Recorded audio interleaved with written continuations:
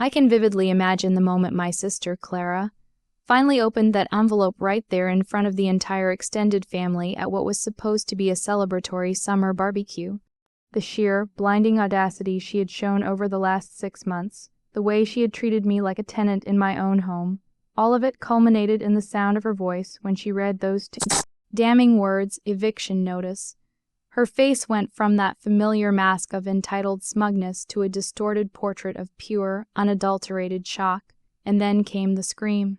It wasn't a normal shout.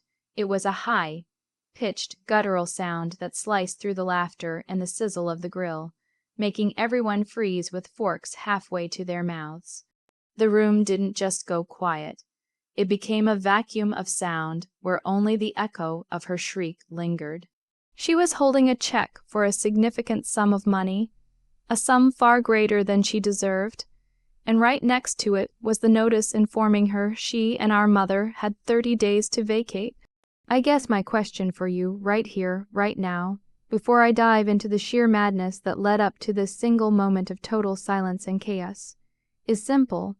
Knowing the emotional and legal toll it took, and knowing I essentially banished my mother and sister from the family home our father left behind, was I wrong for what I did? Let me know your initial thoughts in the comments below before you hear the whole story, because trust me, the details change everything. I suppose I should start at the beginning, long before the charcoal was lit and the eviction notice was served. Our story is centered around one thing: the house. It wasn't a mansion, but it was our house, a sprawling, 2-story colonial on the edge of the woods that my father, James, had painstakingly restored over 2 decades. He was a simple, practical man, a civil engineer by trade, who saw value in things that lasted and things that were maintained. He taught me, Bella, how to fix a leaking tap, how to change a circuit breaker, and most importantly, how to take pride in ownership. Clara, my older sister by 4 years, learned how to order takeout and call a handyman. That distinction, I realize now, was the fatal flaw in my parents' attempt to raise 2 equally responsible adults. Clara had always been Mom's golden child, the one who excelled in social circles, the one who pursued an artistic career that mostly involved networking and relying on Daddy's money, while I was the pragmatic one, the one who stayed local, worked a steady job, and was always the one Dad called when something actually needed fixing. When Dad got sick, his decline was heartbreakingly swift. I was the primary caregiver. I managed his medications, drove him to appointments, and sat with him for those long, quiet hours when he could barely speak. Clara visited, of course, usually on a weekend trip, bringing expensive but useless gifts and dramatically sighing about how awful the situation was, which really meant how awful it was for her schedule. Mom, bless her heart, was in denial. She spent most of those final months planning vacations Dad would never take, refusing to acknowledge the inevitable. It was in one of those last lucid weeks, just before he passed, that Dad pulled me close and told me about the will and the trust. He didn't just want the house to go to the most deserving child. He wanted it to go to the most responsible one. He knew Mom would be influenced by Clara's demanding nature, and he knew Clara viewed the house as a financial asset, not a home or a legacy to be cherished. Dad's lawyer, a dry, meticulous man named Mr. Thompson, read the will 6 weeks after the funeral. The main assets, investments, life insurance were split 50/50 between Clara and me, with Mom receiving a substantial annual income from a separate fund. The house, however, was treated differently.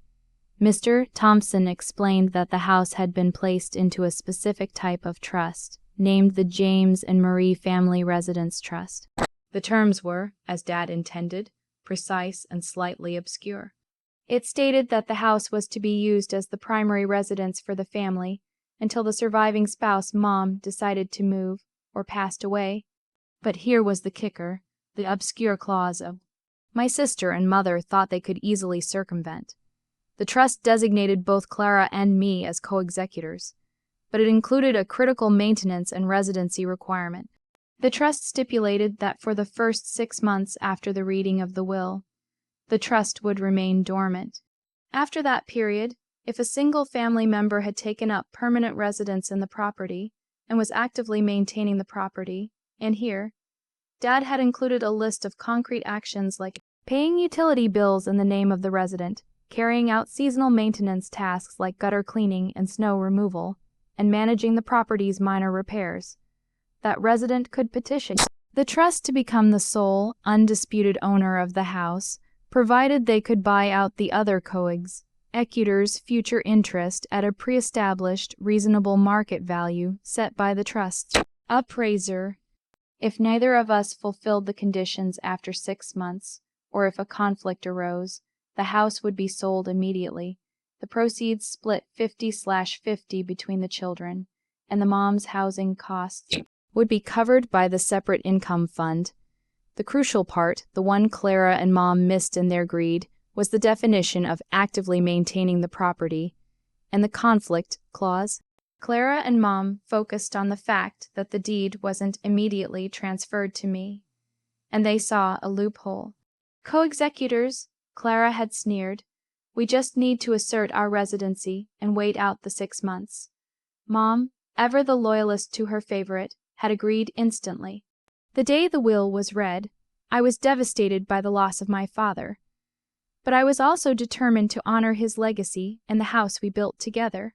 Clara, however, immediately saw dollar signs. We need to sell this place, Mom, she announced barely 48 hours after the reading. It's worth a fortune. We can split the equity, and you can move into that fancy retirement community you always wanted. I objected, of course. I told her Dad wanted the house to stay in the family. She laughed in my face. Bella, honey, you need to be realistic. You can't afford the maintenance on this beast alone, and I certainly don't want to. It's a gold mine, not a historical monument. Mom, already swayed by Clara's smooth talk, started packing Dad's belongings into storage without my input, practically erasing him from the home within weeks. That was when the nightmare truly began. Clara decided that the most cost-effective way to ensure she met the residency clause was to move in immediately, bringing with her a chaotic mountain of trendy furniture and a stream of noisy, inconsiderate friends. She didn't wait for the 6-month mark. She moved in the day after the will reading, claiming it was for Mom's emotional support, but really it was to stake her claim. I, who had been living there with Dad for years, suddenly found myself an unwelcome shadow. The next 5.5 months were sheer psychological warfare. I'm telling you, it was a horror show. Clara treated the home like a high-end Airbnb she owned but didn't have to clean. She changed the locks without giving me a key, claiming she needed security. When I pointed out that I still had a claim to the house and was a co-executor of the trust, she simply waved a manicured hand and said, "Yes, but I'm here, Bella, you're not. Possession is 9/10 of the law, remember." She moved Mom out of the master suite, claiming Mom needed to be closer to Clara's energy, which meant Mom was put in the tiny guest room, and Clara took the massive, beautiful room Dad had built for himself and Mom. The maintenance, of course, was non-existent. Clara didn't know how to call the furnace repairman, let alone how to sweep the chimney or clear the clogged drain in the basement that Dad and I had worried about. The front gutter started overflowing during a heavy rain, staining the siding, and when I mentioned it, Clara snapped, "It's not my problem yet, Bella. The trust covers big repairs, right? Wrong.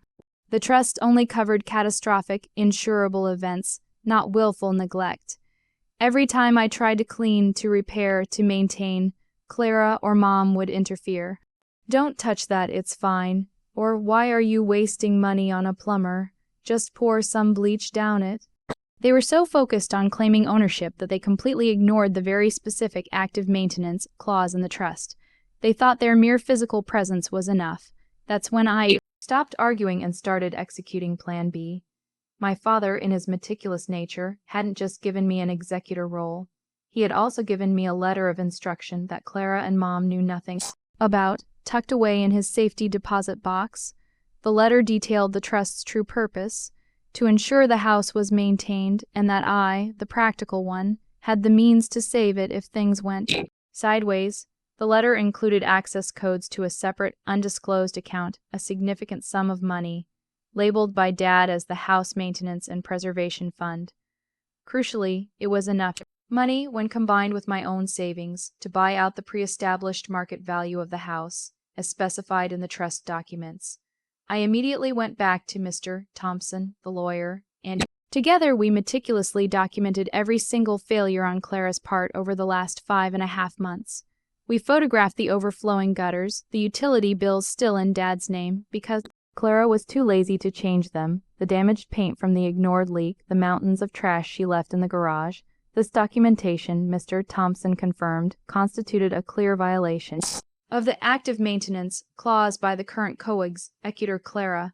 Furthermore, Clara's aggressive and hostile behavior toward me, documented through numerous text messages and voicemails, constituted a conflict that the trust specifically stated must lead to the immediate sale of the property. But I wasn't going to let the house be sold to some stranger. The goal was to secure Dad's legacy and remove the destructive influence. Mr. Thompson and I worked for weeks, entirely in secret. First, we activated the conflict and lack of maintenance clauses. Next, using the funds from the preservation account and my own savings, I quietly set up a limited liability company LLC under a generic corporate name. Something completely untraceable back to me, Bella. This LLC was now a corporate entity with the financial backing to buy the house outright. The trust, having been triggered for immediate sale due to the conflict and maintenance violations, was legally obligated to accept the first full-price cash offer. My LLC presented that offer, which was immediately accepted by the trust represented by Mr. Thompson and technically me, the non-violating co-executor. Sale was fast, clean, and entirely legal. The result was that the house was now legally mine, owned by my LLC, and the proceeds from the sale, split 50/50, were now held in escrow for Clara and me, minus the closing costs and legal fees. The final step was to issue the formal eviction notice. Since Clara and Mom were currently residing on a property that had been legally sold to a new owner, my LLC, they were legally considered trespassers or tenants. At will, and the new owner had the right to terminate their occupancy. The state law granted them a 30-day notice to vacate. The check they received was Clara's 50% share of the house's sale price, a sum that was essentially a colossal silver lining, considering her actions. It was more than enough for her to start over. It was justice, legally and financially. I scheduled the closing for the day before the 6-month mark, timing it perfectly to coincide with the annual family BBQ, which, ironically, Clara insisted on hosting at the house to demonstrate her supposed ownership. She planned the BBQ as a final, public declaration of her victory. She was going to toast her success in front of everyone. She even called me the week before, not to invite me, but to demand I bring the coleslaw. Make sure it's the good, creamy kind, Bella. The owner of the house has guests to attend to. I just said, "Sure, Clara. I'll be there."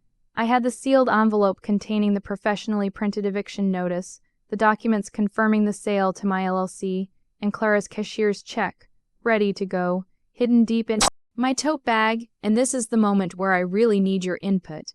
I was standing there in the middle of the kitchen, watching my entire family gather. My aunts, uncles, cousins, all people I genuinely love, and I was about to execute the most dramatic, destructive act of my entire life.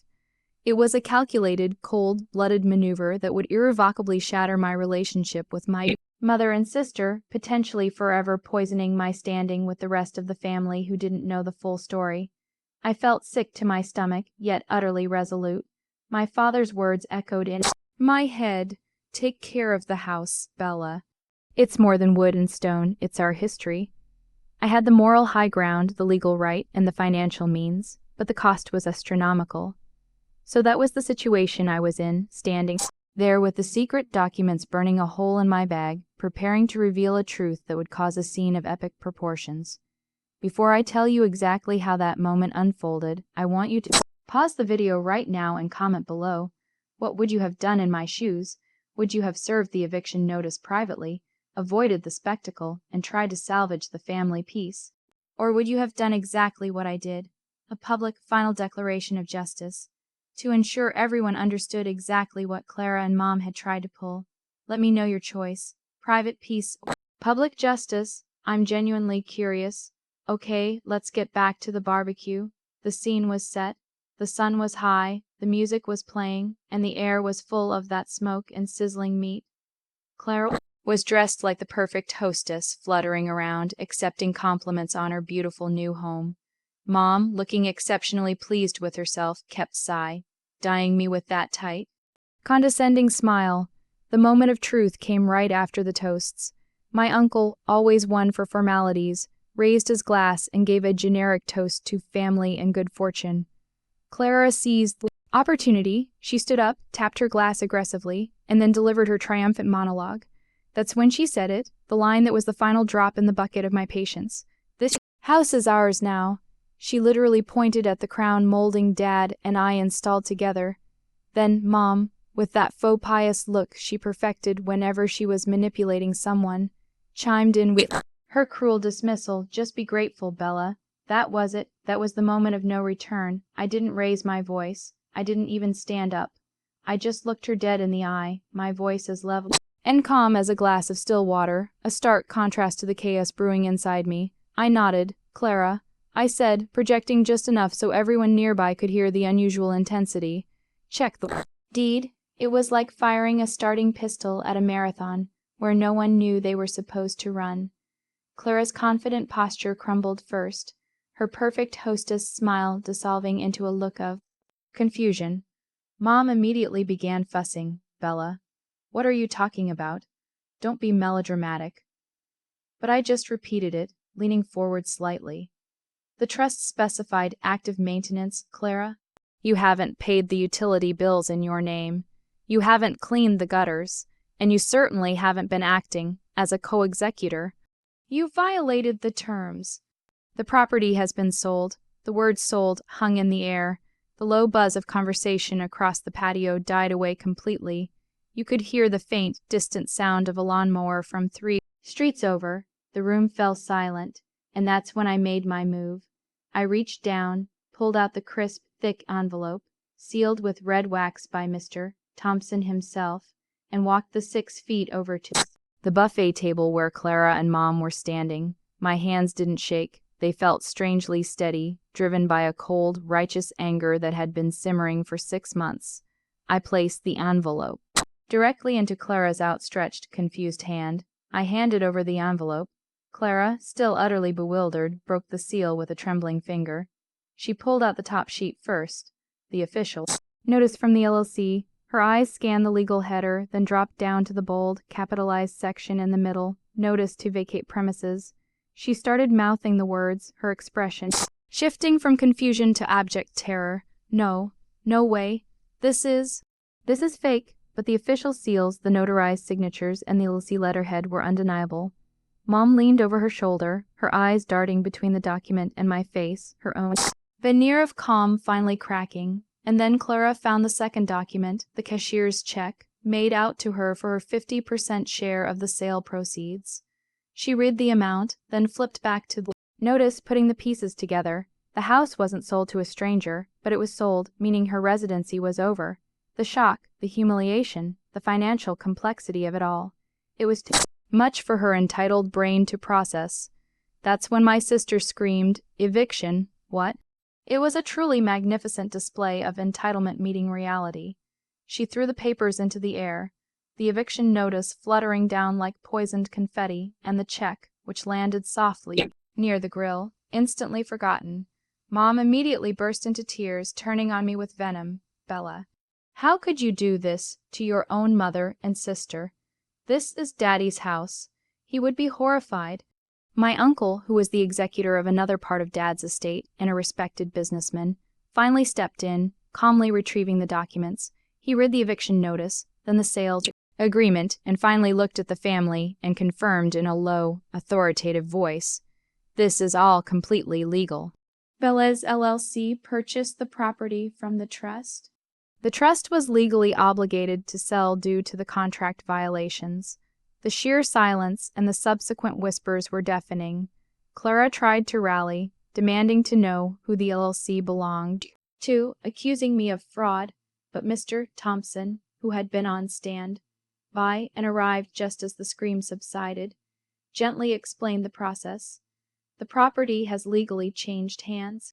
The former residents have been provided notice and a fair market value buy-out as stipulated by the original trust agreement. The fact that I had engineered the entire thing, using Dad's fail-safe fund to essentially buy the house back from a trust that Clara had legally disqualified herself from inheriting, was a masterstroke of justice. The family BBQ was officially over. People started packing up, not wanting to be witnesses to the meltdown.